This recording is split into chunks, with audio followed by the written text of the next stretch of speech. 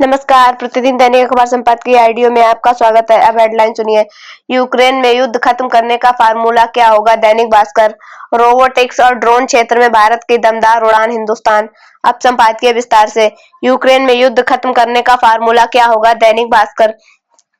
जिस अमेरिका ने रूस यूक्रेन युद्ध के बाद मॉस्को के खिलाफ प्रतिबंध लगा रखे हो, उसके नए राष्ट्रपति ट्रंप का यह कहना कि उल्टे यूक्रेन ने युद्ध की पहल की थी, कई स्थापित वैश्विक मूल्यों को तोड़ता है। ट्रंप की यह धमकी कि यूक्रेन अगर समझौता नहीं करता तो उसका देश खत्म हो जाएगा, किसी परिपक्व राजनेता की भाषा नहीं हो सकती।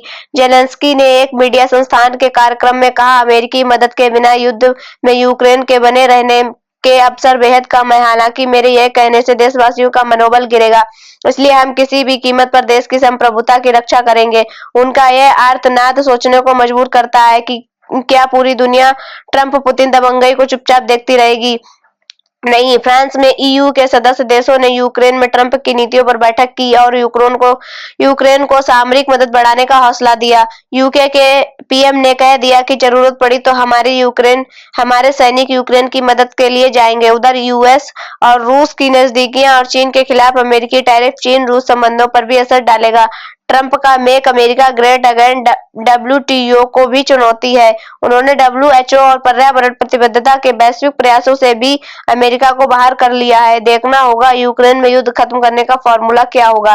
रोबोटिक्स और ड्रोन क्षेत्र में भारत की दमदार उड़ान, हिंदुस्तान। विवेक वाधवा, सीईओ वियोनिक्स बायोसाइंसेस। भारत के ड्रोन उद्योग की नेता प्रतिपक्ष राहुल गांधी द्वारा हालिया आलोचना भारत की तकनीकी क्षमताओं के बारे में उनकी गलतफहमी और चीन द्वारा पैदा खतरों के प्रति उपेक्षा भाव को उजागर करती है। भारतीय उद्योगों को निशाना बनाते हुए उन्होंने एक तरह से चीनी ड्रोन कंपनी DJI का प्रचार भी कर दिया। वास्तव में आज भारत के बढ़ते ड्रोन और रोबोटिक्स क्षेत्रों में सवाल उठाने की नहीं, समर्थन करने की जरूरत है। रोबोटिक्स, ड्रोन और इलेक्ट्रिक वाहनों में चीन का वर्चस्व वाकई प्रभावी लगता है, पर वह सरकारी नियंत्रण, जासूसी और शोषण की नींव पर खड़ा है। यूनिट्री और DJI जैसी चीनी कंपनियां केवल इस उद्योग की अग्रणी नहीं है, वे विश्व पर नजर रखने के लिए अपनी सरकार की वर्चस्ववादी शक्ति का विस्तार भी है। सरकारी सब्सिडी और बौद्धिक संपदा की चोरी ने चीनी कंपनियों की सफलता को कृत्रिम रूप से बढ़ा दिया है, मगर यह दिखावा अब खत्म हो रहा है। अब अमेरिका, यूरोप कदम उठा रहे हैं, अपने उद्योगों की रक्षा के लिए प्रतिबंध लगा रहे हैं, टैरिफ लागू कर रहे हैं। इन क्षेत्रों में चीन का स्वर्ण युग खत्म हो रहा है, इससे भारत के लिए अवसर पैदा हो रहा है। देश एक ऐतिहासिक मोड़ पर खड़ा है। भारत की दृष्टि मौलिक रूप से अलग है। भारत गुप्त रणनीति या जासूसी पर नहीं, बल्कि अपनी प्रतिभा, नवाचार और ईमानदारी पर भरोसा करता है। आईटी सेवाओं और दवा क्षेत्र में भारत की कामयाबी इसकी क्षमता और विश्वसनीयता का प्रमाण है। भारत के रोबोटिक्स उद्योग में जबरदस्त संभावना है और एडवर्ब टेक्नोलॉजी जैसी कंपनियां भी निर्माण और नवाचार में नए मानक स्थापित कर रही हैं। एडवर्ब ने अपने इकोसिस्टम का निर्माण स्वयं किया है। यह सालाना 1 लाख रोबोट बनाने में सक्षम है। एडवर्ब ने दिखाया है कि भारतीय सरलता क्या हासिल कर सकती है। मैंने हाल ही में नोएडा में एडवर्ब के एक संयंत्र का दौरा किया और उनके द्वारा विकसित तकनीकी और दृष्टिकोण देखकर दंग रह गया। आर्टिफिशियल इंटेलिजेंस, AI और एक और क्षेत्र है जहां भारतीय कंपनियां अभूतपूर्व प्रगति कर रही हैं।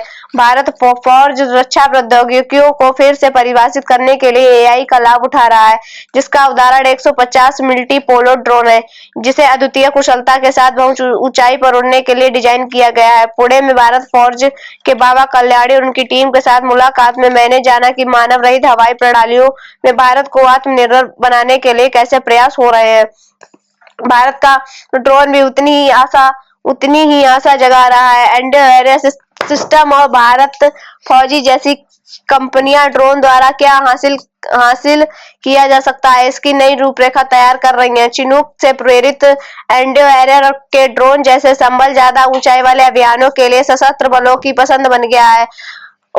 उनके अलग नैनो ड्रोन का इस्तेमाल आतंक विरोधी अभियानों में किया जाता है। इंडो एरियर के नोएडा स्थित संयंत्र में मैंने किफायती और कारगर उन्नत इंजीनियरों के बारे में जाना। भारतीय ड्रोन कंपनियां रक्षा और वाणिज्यिक दोनों जरूरतों को पूरा करने के लिए उत्पाद विकास कर रही हैं। इन्हें शेयर बाजार में भी समर्थन मिल रहा है। भारत सरकार ने सब्सिडी और तकनीकी चोरी पर जोर देने के बजाय नीति पुख्ता के बल पर ड्रोन क्रांति की नींव रखी है। 2021 ड्रोन नीति और 2023 रोबोटिक्स नीति ने स्पष्ट रोड मैप प्रदान किया है। भारतीय प्रौद्योगिकी संस्थान और भारतीय विज्ञान संस्थान में नवाचार के जरिए भी रोबोटिक्स और ड्रोन में शोध को बढ़ावा दिया जा रहा है। हालांकि अभी भी बहुत कुछ किया जाना बाकी है। भारत को इस दिशा में तेजी तरक्की के लिए अनुसंधान और विकास निवेश को बढ़ाने, नियमों को सरल बनाने और सार्वजनिक निजी भागीदारी को बढ़ावा देने की जरूरत है। सबसे बढ़कर उसे ऐसे पूंजीपतियों की जरूरत है जो वहां लंबे समय तक टिके रहने के लिए तैयार हो। यह ऐसा क्षेत्र है जहां तत्काल फायदे के बजाय बड़े फायदे के बारे में सोचना चाहिए। धन्यवाद।